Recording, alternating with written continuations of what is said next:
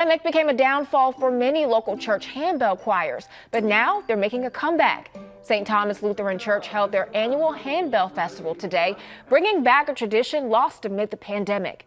Jason Horner, the director of music at the church, says they're reminding people of the importance of handbell groups and how it brings the community together.